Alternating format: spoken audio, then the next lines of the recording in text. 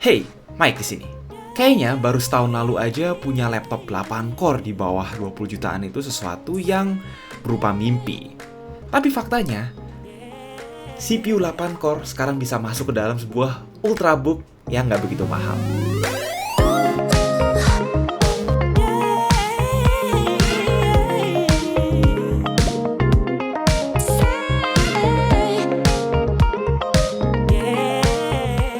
Sebelum kalian ngamuk-ngamuk kenapa nih Windowsnya belum diaktifin, M433 yang sekarang kami pegang ini masih merupakan engineering sampel dari Asus sehingga akan ada beberapa perbedaan spek dengan versi retail Indonesia yang nanti bakal kita jelasin. Pertama, secara desain sendiri, laptop ultra portable 14 inci ini sebenarnya nggak perlu kita jelasin ulang terlalu dalam lagi ya, sebab chassisnya hampir sama persis dengan VivoBook S433 yang kami review 2 bulan lalu. Sebagian besar chassisnya ini terbuat dari aluminium mengkilap dengan aksen chrome, kecuali hinge dan frame layar aja yang masih terbuat dari polimer. After all, punggungnya sendiri udah pakai penempatan tulisan yang baru dalam at least 4 pilihan warna. Salah satunya hitam yang sekarang kami pakai. In general sih feel-nya nice ya, rasa ultrabooknya kerasa, lumayan solid juga, dan yang penting enak dibawa keliling-keliling kalau kalian sekarang udah nggak WFH lagi. Asus sendiri bilang bahwa layar untuk SKU yang dijual di Indonesia akan sama persis dengan S433 yang actually cukup bagus dan nggak perlu dikomplain apabila dipakai untuk main game ataupun kerja. Webcam ada kok, nggak kayak S330 dulu yang ngorbanin webcam demi ngilangin bezel atas.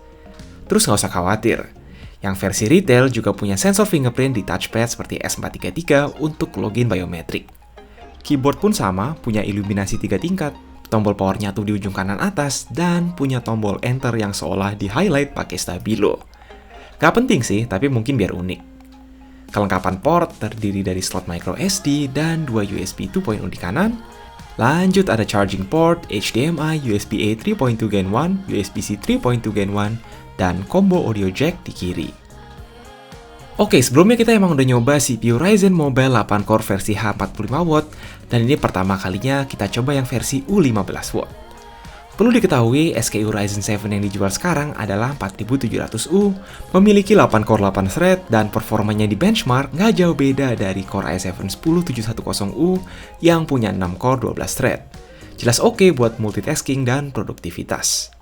Karena nggak hyperthreading, performa single threadednya pun nggak jelek. Throttling sih pasti iya, apalagi ketika dipaksa stress test, meski untuk workload jangka pendek bisa kok nyampe kisaran 4,2 GHz. Oh ya, sebelumnya kami juga mau mention bahwa engineering sampel yang kita dapat punya RAM dual channel 16GB, sedangkan yang retail cuma 8GB doang, tapi mestinya nggak akan jauh beda performanya. Di tes ekspor video pun, ini bisa ngelarin video 1 menit dalam waktu sekitar 30-an detik, yang udah masuk ranah Core i5 seri H. Luar biasa untuk sebuah laptop tipis. Lalu untuk render test di Blender, sekitar 50% dari kecepatan Ryzen 7 4800H di TUF A15. Surprisingly, kami tarik kata-kata kami sebelumnya bahwa ada penurunan performa grafis di video tentang semua CPU Ryzen Mobile. Actually, IGP Vega 7 di sini udah bisa melebihi performa Vega 10 generasi terakhir, bahkan mendekati GPU MX330 atau MX250. Pastinya sangat baik untuk standar IGP. Dan kami coba main ngejalin SOTR di setting low pun bisa meski hampir nggak playable. PUBG setting low hebatnya jalan meski ya gitu, dan tentu lancar kalau masalah game-game enteng. Sistem cooling nggak kelihatan ada yang beda dari S433, satu kipas, satu heat pipe untuk sang CPU Ryzen, dan tentu jadi agak panas suhunya. Tapi tenang, suhu di keyboard biasa-biasa aja, bahkan relatif adem. Sekali lagi, engineering sampel ini punya RAM soldered 16GB, sedangkan nanti di versi retail dapatnya 8GB dual channel 3200 MHz. Padahal pastinya nice andai ada opsi 16GB juga. Selain itu ya ada SSD NVMe 512GB standar dan juga satu lagi slot ekspansi M.2 kalau itu belum cukup.